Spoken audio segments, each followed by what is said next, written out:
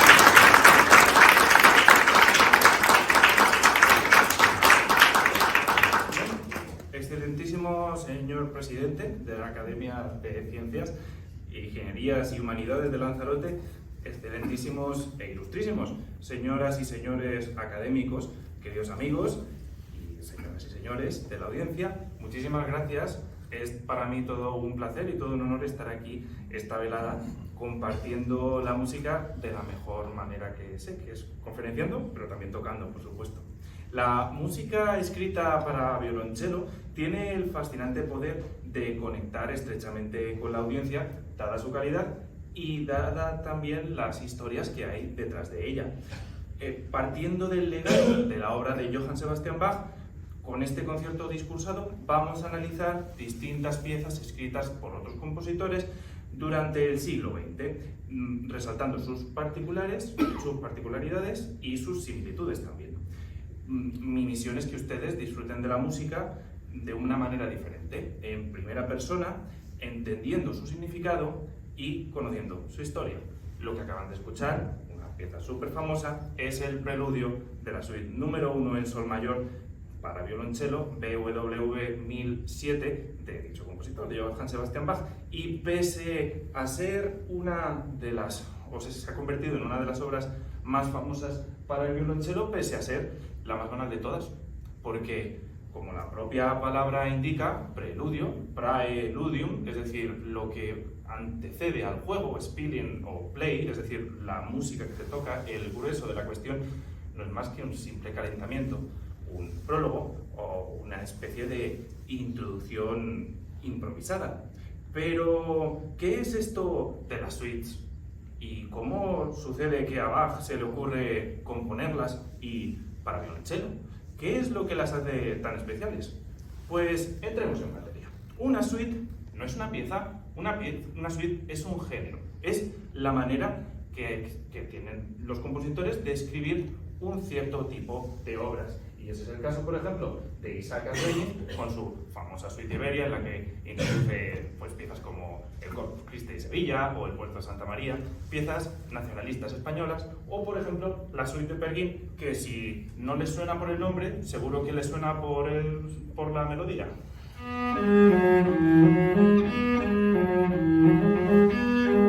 Bueno, pues eso también es una suite. La cosa es que claro, según... tenemos que dar una definición escolástica. Una suite, según el musicólogo Hugo Riemann, este señor era un abogado que, pues, después de la guerra franco-prusiana, pues decide dedicarse a tocar el piano y a escribir multitud de compendios sobre teoría de la música, composición, armonía, contrapunto. Es decir, lo tocó absolutamente cada uno de los palos. Bueno, pues Hugo Riemann define que una suite es un conjunto de danzas de origen europeo y de origen también renacentista, hasta el Renacimiento. Pero, claro, como una cuestión muy curiosa, volviendo a Bach, es que Bach, por ejemplo, pues innova en este sentido.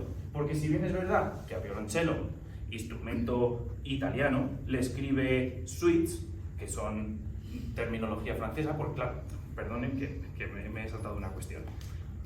Los italianos las empiezan a llamar a estas piezas sonatas, es decir, música para sonar, en contraposición a las cantatas, música para ser cantada.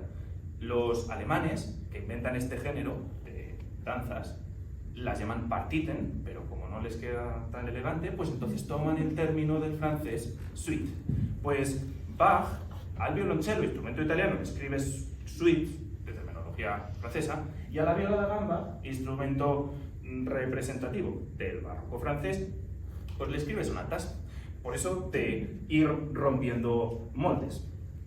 Pero claro, es que la suite empieza a establecerse a finales del siglo XVII como género, y ya en el siglo XVIII es cuando toma las danzas arquetipo que conocemos hoy en día, que se establecen en la suite, que son la alemanda, la cogante, la sarabanda y la gira. Es decir, Alemania, Francia, España e Inglaterra. Estos son los países prominentes en la época y a los que se dedican todas estas danzas. Pero ¿qué imágenes tienen ahí ustedes? Bueno, pues ahí nada menos tienen al rey Luis XIV, emplumado y lleno de rayos, porque, bueno, se llamaba el Rey Sol no solo por eso de decir que el Estado era él, sino porque se vestía literalmente de sol, y de hecho, pues lo hace inventando el ballet, que nos llega hasta nuestros días. Y en el siglo XVIII, pues ya tenemos, por esa afición por esa necesidad, mejor dicho, de crear tratados y de recoger todo el saber, pues ya por supuesto, la danza no va a ser menos. Y de hecho ahí arriba lo que hace el compositor es escribirnos la melodía, que los dos bailarines están bailando, describiendo los pasos que están recogidos detrás. Para que se haga una idea de cómo suena esto, pues...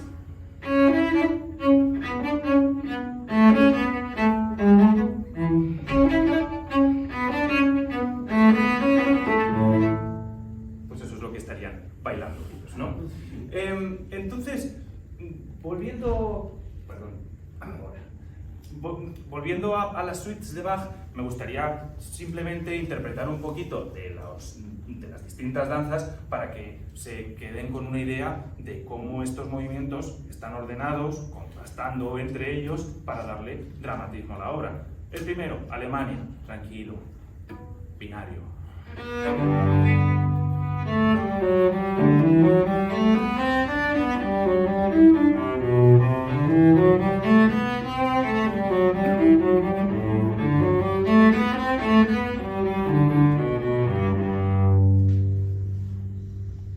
La segunda que viene, la courante, de la palabra corriente, no de correr, sino de fluir, francés, un poquito más animado.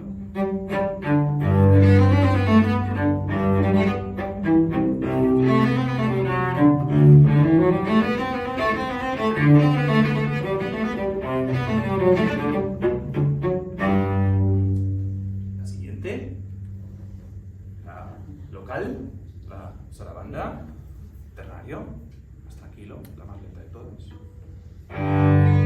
Esfuerzo en el segundo tiempo.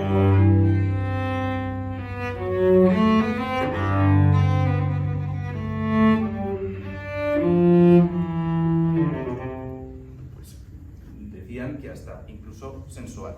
Los minuetos, que pertenecen a la Bella Italia, en este caso vienen dos, el primero y contrastando con el segundo. Primer minueto.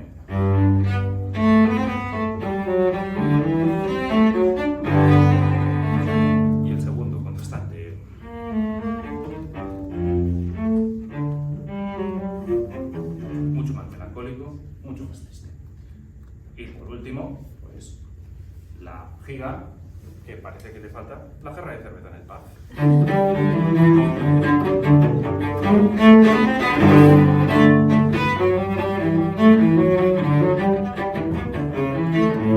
Bien, pues esto es una suite como las 6 que tiene Johann Sebastian Bach escritas para violonchelo solo.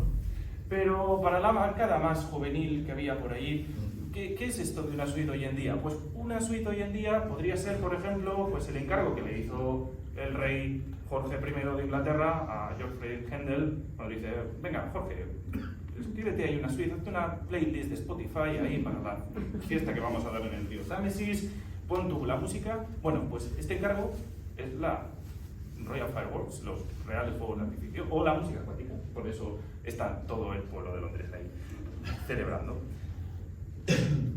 Pero volviendo a Bach, no nos despistemos. La cuestión de por qué estas piezas son tan interesantes es porque prácticamente no sabemos nada de ellas.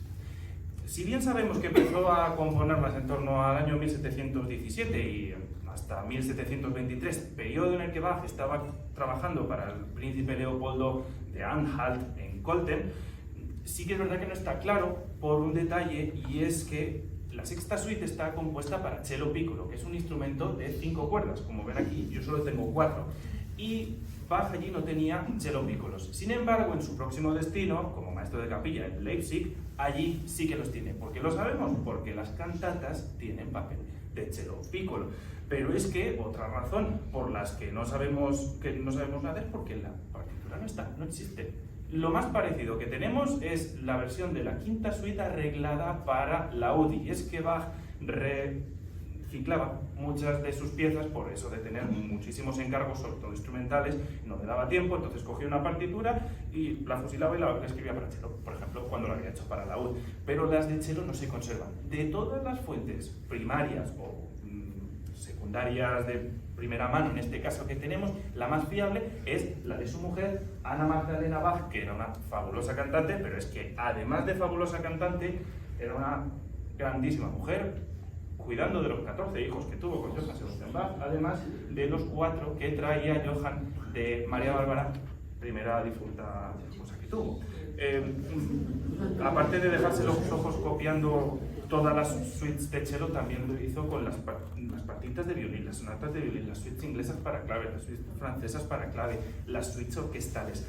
Ana Magdalena no sería, Bach no sería desde luego nadie sin su mujer, como suele pasar en la vida real. Pero es que otra razón por la que no sabemos, por la que es tan interesante, es porque no sabemos qué era un cello en esa época. El término violoncello viene del italiano violín, que significa viola pequeña, violone, del aumentativo, que es viola grande, y violoncello es pequeña viola grande, es decir, el tamaño intermedio que hay entre el violín y entre el contrabajo, el violone. Entonces, claro, esta terminología empieza a utilizarse a finales del siglo XVII y hasta el cuarto del siglo XVIII, 1775, nos empieza a parecer a esto. Entonces, claro, contamos con un montón de modelos experimentales con distintas dimensiones, estilos de tocar, como por ejemplo ese violonchelo, que bueno, no hace falta decir que lo toca, pero ese, si se dan cuenta, pues es bastante más corto con el mástil y por supuesto tiene cuerdas de tripa, no tiene pica, que yo sí la tengo, pero no la estoy usando por comodidad. O por ejemplo, aquí en España, que los llamábamos violones, o violón. Este es el de Domingo Román, que está en Valladolid, en 1724. El cello piccolo de 5 cuerdas que les he mencionado antes, este está en mi corser en Londres. La viola, que también se tocaba para viola, y de hecho en muchas fuentes primarias no pone violonchelo, sino pone viola da basso, viola o instrumentos similares. En Inglaterra los llamaban bass violin. Este está, si se dan cuenta, es bastante más anchote y bastante más grandón.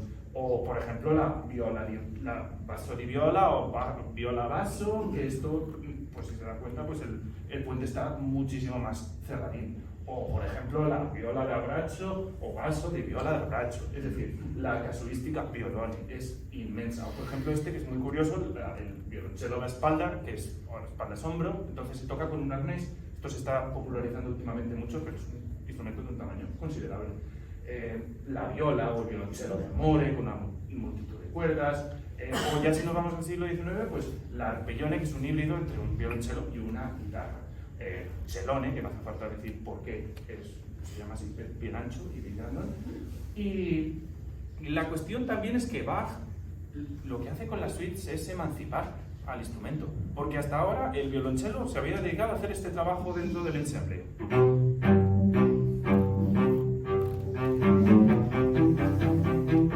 Es decir, bajo continuo.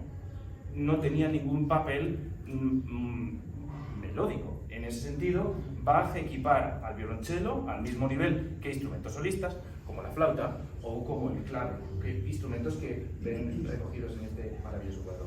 Aquí está el teclado. Pero otra cuestión interesante por lo que las suites son lo que son es por una cuestión de notación o escritura. En la partitura antigua que ven ahí es la partitura del preludio que acabo de interpretar, y si se dan cuenta, pues aparte de las notas y la clave y el título, poco más hay escrito, no hay dinámicas, no hay tempo, no hay absolutamente nada. Sin embargo, en la otra partitura hay hasta dibujitos de cómo tengo que tocar. Hay indicaciones matemáticas de tempo, hay símbolos que se inventan. De hecho, la leyenda es como 3 veces o 4 más larga que la propia obra en sí. Para que se hagan una idea de cómo suena esto.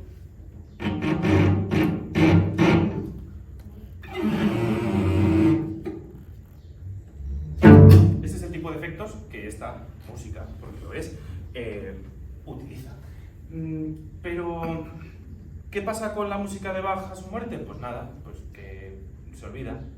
De hecho, ni en la época de Mozart, ni en la época de Beethoven. Beethoven sí que es verdad que algo descubrió y se dio cuenta de que allí había algo bastante interesante, pero se pasa de moda y se deja de tocar. Entonces, hasta es romanticismo. Sí que es verdad que, por ejemplo, compositores como Mendelssohn, esto es un poco leyenda, pero bueno, leyendas que dan para artículos. Decía que yendo de pequeño con su madre a comprar a la carnicería, se encontró que el carnicero estaba envolviendo la carne con partituras de la Pasión según San Mateo, y que luego se cogió la partitura, se puso a tocar y dijo, uy, pues suena bien, la Pasión según San Mateo.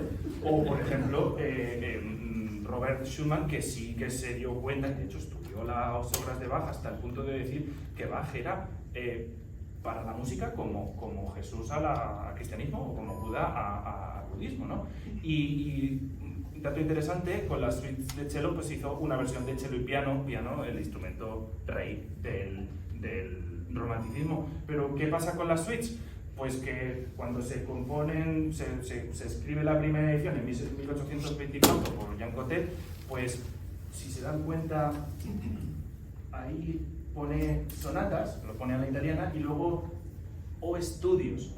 Es decir, las suites se relegan a las nuevas instituciones creadas, que se llaman conservatorios, como estudios de alta dificultad. Y tendrán que pasar casi 200 años hasta que tenga alguien la inventiva y las ganas de componer una nueva suite para violonchelo. Este compositor del que les voy a hablar ahora fue nada menos que profesor, director de orquesta, compositor, musicólogo, por supuesto, era alumno de Hugo Riemann, de hecho, el cual conocía a la perfección la existencia de las suites de violonchelo.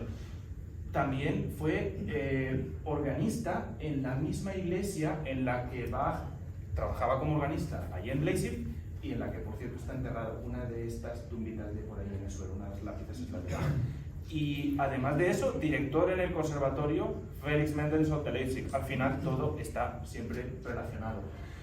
Les presentó a Max Reger, y Max Reger, conocido por la crítica de su tiempo como nada menos que el mejor compositor después de Richard Strauss, exagerado en la época, pero representa lo que llamamos hoy en día la tradición alemana. Reger mira para atrás y intenta emular a todos los compositores que le han precedido para guardar esa tradición, conservarla, potenciarla, difundirla.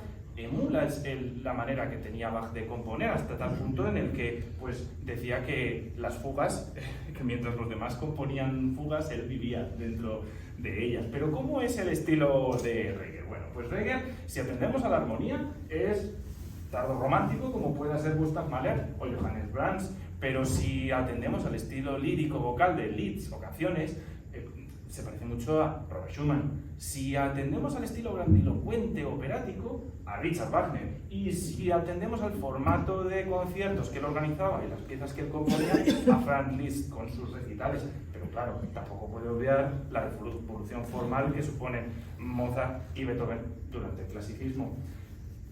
La siguiente pieza que van a escuchar es la suite de Reger en sol mayor, de hecho, como la primera suite. Y claro, lo que estaba pensando es que normalmente suelo tocar el primer movimiento, pero por eso de que le gustaban las fugas y vivía en ellas, pues voy a tocar la fuga, que es el tercer movimiento.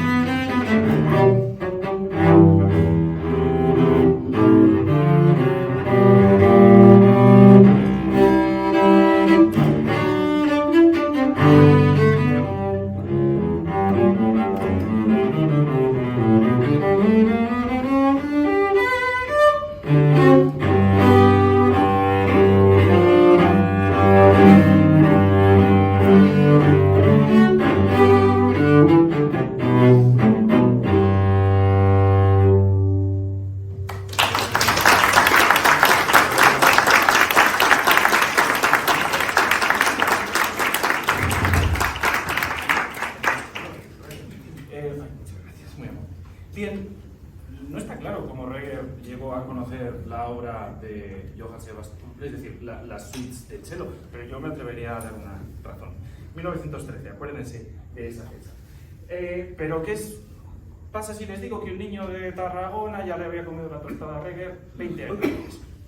Nos vamos a la Barcelona de 1880, 80-90, cuando resulta que un jovencísimo Pau Casals, de 12 años, se encuentra con una de las primeras versiones de las suites de Johann Sebastian Bach. Y es que durante 20 años se dedica a estudiarlas porque era su obra favorita, y aparte de ser el primer violonchelista que las graba, es el primer violonchelista que las vuelve a tocar en público después de 200 años, las suites de Bach. Resulta que Casals va a hacerlo encima a Berlín en 1902 y lo hace delante de todos esos violonchelistas alemanes de los conservatorios que habían intentado guardar la tradición y que encima lo critican porque, claro, él la toca de una manera muy particular. Él es el primer violonchelista que redescubre estas obras al gran público y lo critican. ¿Y qué dice Casals? Bueno, pues que para tocar Bach lo que hace falta es imaginación y que eso es lo que, bueno, al final acaban apreciando muchísimo su trabajo y al final hasta lo invitan a Casals a la clase y lo aceptan en la comunidad. Pero, claro, Casals es que fue capital para la obra de Bach de la misma manera que la obra de Bach fue capital para el desarrollo como violonchelista de Pau Casals. Sin embargo, Pau Casals fue mayormente intérprete, aunque tenga un par de villancicos y tenga alguna obra escrita, sí que es verdad que etcétera, ¿no? Pero la pieza que me gustaría tocar para ustedes de Gaspar Casado, porque, claro, no solo se basa en el estilo nacionalista catalán, también viaja por toda Castilla, por toda Andalucía y se inspira en ese estilo y además también en el estilo de en el arte de la tauromaquia, que en esa época estaba bastante más extendido entre las élites culturales e intelectuales. Y eso es un hecho, puesto que piezas famosas suyas se titulan, por ejemplo, Requiebros, palabra que hace alusión a la faena del torero o al el hecho de piropear, o por ejemplo La corrida, una obra sinfónica incompleta, o por ejemplo el intermezzo de Goyescas que versiona de Enrique Granados, que también tiene que ver con las corridas de toros que se celebran allí en Jerez. Era un excelente arreglista, Gaspar Casado, y recupera muchísima tradición gracias a eso. La pieza de toda la suite española, de la suite de Gaspar Casado, que me gustaría interpretar en ese tercer movimiento que viene compuesto, pues se llama Intermezzo, como Granados, y Danza Finale. Es bipartito en ese sentido, y en la primera se basa en melodías de cante hondo. Puede estar relacionado, no está demostrado, con la muerte o el fallecimiento de su hermano por la pandemia de la gripe española del año 18, y también la segunda parte, Danza Finale, que no es más que una jota como la que componía su querido amigo Manuel Pestaña.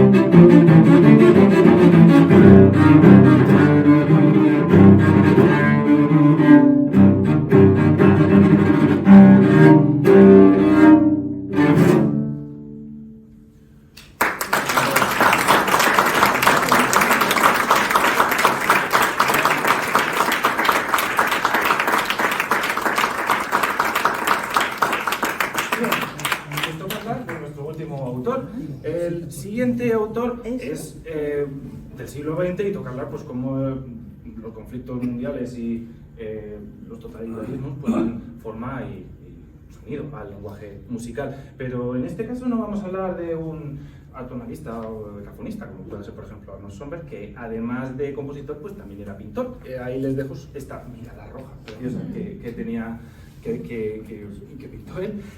No, nuestro caso es bastante más tonal y bastante más particular. Ernest Bloch. Y se preguntarán, ¿cuál de los dos? Porque claro, uno es el filósofo y otro el compositor, de la misma época y del mismo país, de hecho. Bueno, pues si se lo preguntan, a pesar de la pipa, el que es compositor está escribiendo y el que es filósofo pues está pensando. Ernest Bloch, les hago un resumen rápido. Nace en Ginebra a finales del siglo XIX y bueno, pues ya destaca con el violín a edades tempranas. Se va a Bruselas a estudiar con Isaïe, que era como una especie de casado para el violín en Bruselas, y después se va a estudiar composición a Frankfurt, después a Múnich y después a París. Lo que pasa es que ninguno de los destinos tiene suerte con los estrenos y ya cansado de las expectativas, pues en 1916 decide emigrar a Estados Unidos con toda su familia y con un contrato de trabajo con la famosa Maud Allan, que hacía shows bastante controvertidos. Ahí la tienen caracterizada de Salomé. Eso a principios del siglo XX era peculiar. Luego no le sale bien la gira, de hecho acaba arruinado, pero en sus años en Nueva York conoce a un director de orquesta que le permite estrenar una obra suya, que eran muy buenas, con la Sinfónica de Boston. Ahí los tienen los 1039 que son ahí estrenando la Sinfonía de Gustav Mahler. Y a partir de ahí, en los felices años 20, pues saca la plaza de profesor y director en el Conservatorio de Cleveland y después en San Francisco.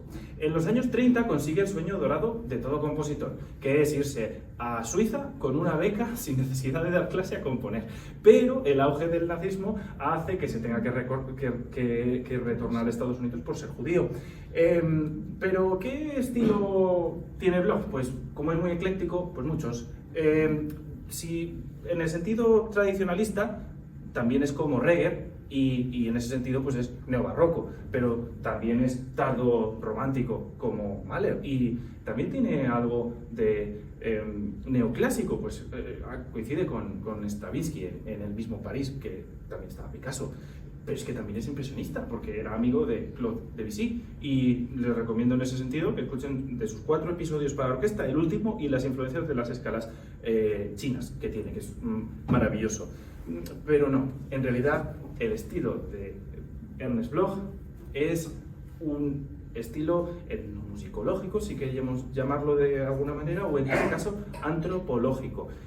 Su padre casi se convierte en rabino y Ernest Bloch conocía las escrituras prácticamente a la perfección y decía que la manera que tenía de componer música que tuviese sentido y que tuviese fuerza era inspirándose en las escrituras. Y un hecho es que compone, por ejemplo, el Selomo, un poema sinfónico para violonchelo y orquesta, perdón, es este de aquí, o Vida judía para violonchelo y piano, o La voz en el desierto para cello y piano, pero claro, no es estrictamente etnomusicológico, es decir, él no se dedica a recoger fehacientemente cómo suena la música hebrea o cómo sonaba, por ejemplo, hace 3000 años con estas tablillas de Megiddo que aquí están intentando recrear los quinos, ¿no? No, él busca su estilo propio. Y es importante, va a ser lo único que voy a leer, o de lo poco que voy a leer, citar el trabajo de Aaron Klaus, porque dice que el mismo Bloch decía que la inspiración que le proporcionaba su cultura y religión era la única manera de componer pues, esta música viva y con sentido. Ahora bien, debemos de tener en cuenta que hoy en día etiquetar a la música como judía está mal visto, de la misma manera que también lo está categorizar la música que es escrita por mujeres compositoras como femenina. Bloch fue hijo de su tiempo y si bien la crítica de la Alemania antisemita, que ya venía apuntando maneras desde Wagner, lo aprisionó, como le pasó a Gustav Mahler, en Estados Unidos pues fue todo lo contrario. Según Klaus, Bloch se dejó seducir por esta etiqueta de música hebrea porque falsamente equiparó su existencialismo racial a un sentimiento identitario. O dicho de otra manera, que por ser judío no tienes que componer música judía. Al final yo coincido con Klaus en que la calidad de la música viene dada por las vivencias del compositor, por experiencia, y no por la religión del profeta. Pero bueno, la pieza que les voy a interpretar ahora pues es es de las últimas que él compuso. Aquí van a escuchar a ustedes en 1956 a un Bloch mayor, enfermo y bueno, pues bastante pesimista y triste. Con ustedes la suite número 1 para violonchelo solo, el preludio.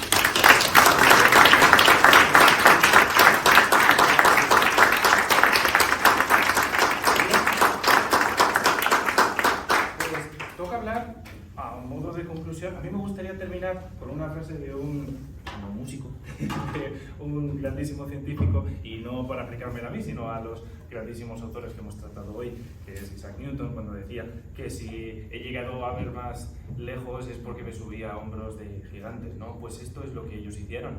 Ellos vieron la tradición que tenían todos y veían lo que habían escrito y entonces implementaron, mejoraron, improvisaron, crearon un nuevo lenguaje. Entonces, a modo de conclusión, también me gustaría resaltar pues, ciertas características de las distintas piezas de este programa. La primera es que todos surgen en el siglo XX basadas en la obra original de Johann Sebastian Bach, redescubiertas por Casals. Yo he seleccionado unas 4, pero en realidad la lista está en torno a las 800, 900 que tenga yo en la biblioteca, pueden ser, seguro que son muchísimas más. Son piezas que demandan cierta habilidad técnico-interpretativa debido al carácter solista del género, del lenguaje musical de cada autor y los avances organológicos o de construcción de instrumentos de cada época. Estas obras pretenden demostrar las posibilidades del instrumento y el virtuosismo del intérprete, deleitando así a la audiencia. En ellas destaca sobre todo el carácter polifónico, con el consiguiente uso de recursos como las dobles cuerdas, en palabras de Duport, chelista de la época de Napoleón, excelencia violonchelística. Además, estas piezas también encarnan la necesidad de disponer de un extenso conocimiento previo de la tradición musical culta europea, que se remonta al Renacimiento e incluso al medievo, tradición que se ha transmitido de generación en generación y que infunde un tremendo respeto a todo aquel que se embarca en la bonita misión de interpretar o componer. Todas están estructuradas coherentemente y empiezan con preludios.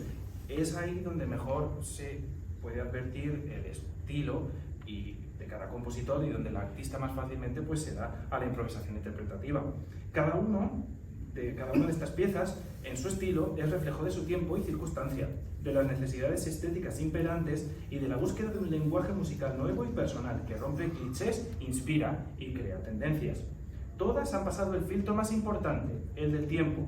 Y si nos han llegado hasta nuestros días es porque se han seguido tocando, seguirán y interpretando y también estudiando. Para resaltar por último unos atributos personales de cada una, diremos que de Bach pues, es el compositor que ya en el siglo XVIII entiende mejor que muchos chelistas las posibilidades del instrumento y ojo, sin serlo, porque Bach era organista, tocaba el violín, tocaba múltiples instrumentos, pero el cello no. Y aunque todos los autores aplican el contrapunto, que es la manera en la que se mueven las voces, el contrapunto que hace suyo Bach, pues nadie lo hace de bien como Reger. Y si bien todas estas piezas están compuestas por danzas, que es el requisito indispensable para que sean llamadas suites, es Casado el más audaz con la escritura rítmica y con el estilo nacionalista. Su obra representa con singular belleza la cultura y tradición musical española, de una manera homogénea, sólida, colorista y reivindicativa. La escritura de Bloch es la que más se parece a la de Bach, por las longitudes de frase, la estructura interna, el carácter secuencial de la melodía y la adecuación de la articulación a esta.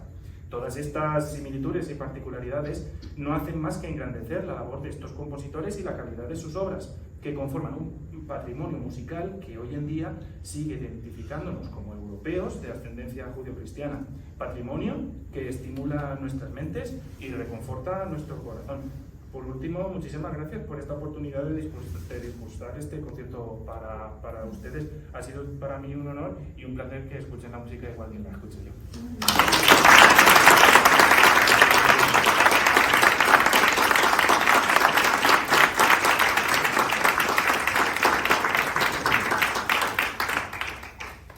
Bueno, pues voy a intentar que descanse un poco.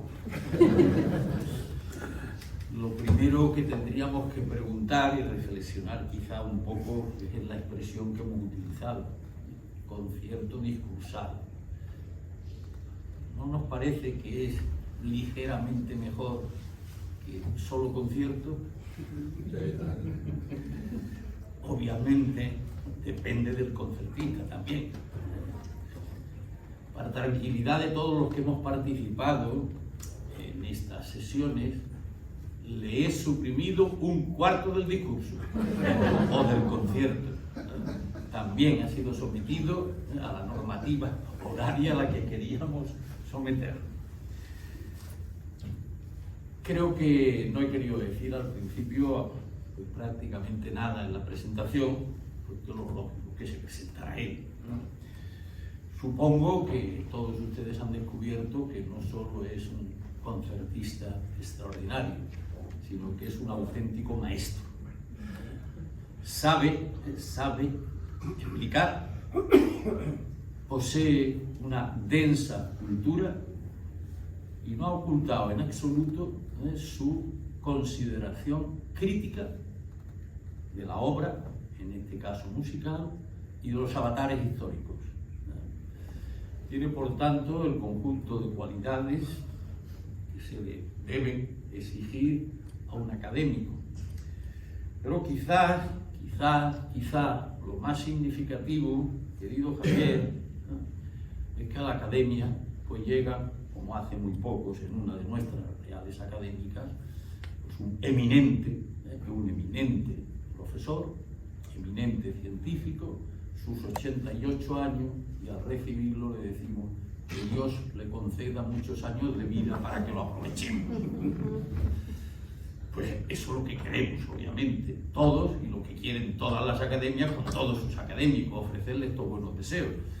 Bueno, pues aquí tenemos un jovencito, es decir, que sus múltiples y continuos años de académico, pues no tengo la menor duda de que será todo un rosario de éxitos para él y de gloria también para nosotros, en concreto, en este caso, para la Academia de Ciencias, Ingeniería y Humanidades de Lanzarote.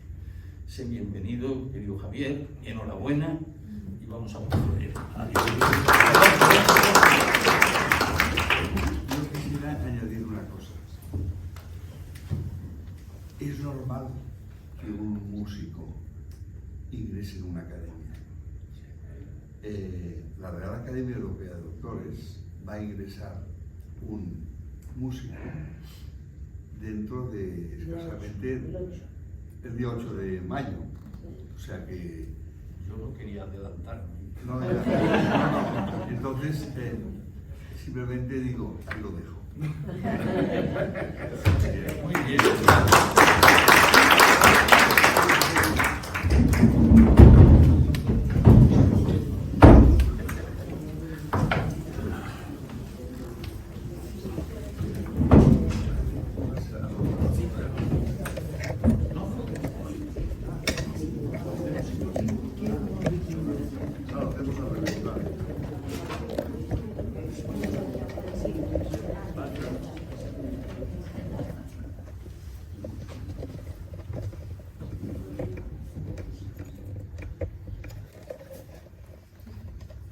Javier González ingredere aferendo. Entra y aporta tu sabiduría musical. Largire exi, y al salir difúndela.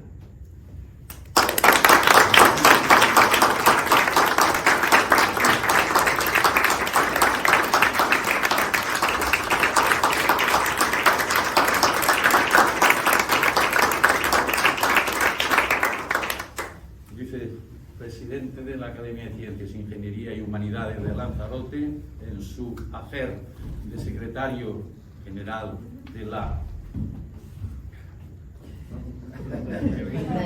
Academia, va a dar lectura al diploma certificación del acto.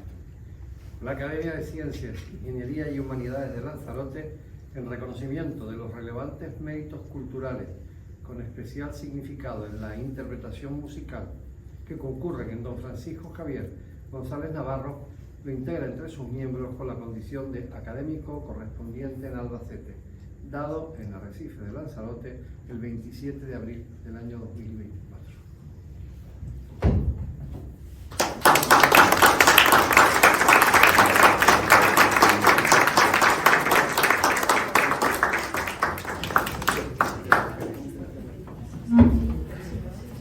Vamos a proceder a la certificación formal del acto.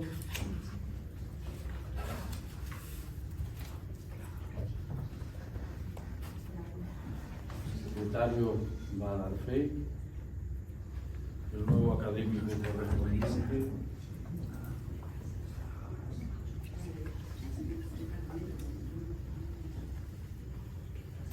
Ahora firma tu ¿Cómo se has hecho esa loa a la música? Muy a gusto que la he hecho. Por favor, los académicos presentes. Ah, que quieren poner. Vale, los libros por más copas. Por favor.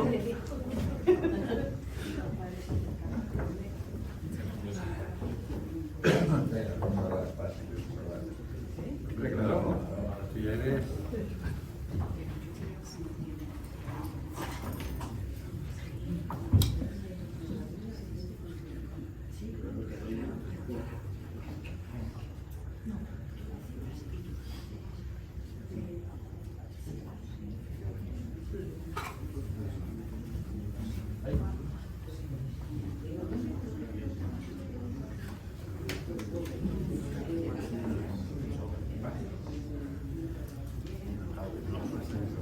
Sí, hombre, eso va a ser Madrid.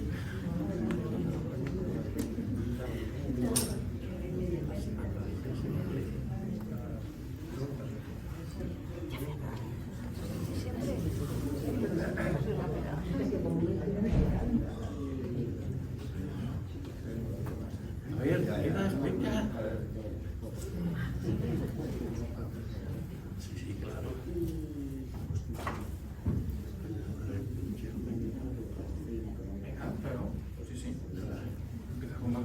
Nos animará la fe. ¿Habéis acabado? Bueno, pues aquí nos queda simplemente dar por concluida esta reunión, congreso y jornada, dedicando la despedida a Nuestra Señora de Montserrat, como corresponde en este encuentro con Cataluña. Muchísimas gracias a todos.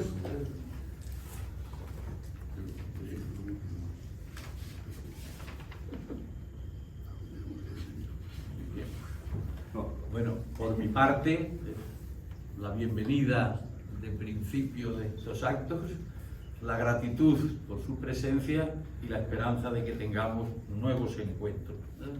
Sí, Nuestro presidente yo dará por concluido. Yo concluido lo tienes que dar tú. Yo lo que quiero añadir que el presidente tiene que anunciar un acto conjunto que vamos a hacer y tienes que hacerlo tú. Bueno, yo creo, mi queridísimo presidente, que usted por lo menos aquí, ya que está con tanta cosa, y así lo hacemos a media. Estamos organizando, pero en fin, esto hemos quedado que es un congreso nacional de la Real Academia Europea de Doctores. Yo creo que lo va a ser también, Sí, próximo. sí, En consecuencia, pues estamos acabando de pulir la posibilidad, ya con la certeza y la garantía de un poder que está bien establecido, y que nos vamos a reunir los días, deben ser 20, 21 y 22 de diciembre en Fuerteventura, para tener otro encuentro más o menos análogo a este, en lo que creemos pues, que ha sido francamente una jornada excepcional, por lo que ha significado de amistad humana en general y de encuentro y amistad entre las dos academias. Muchísimas gracias.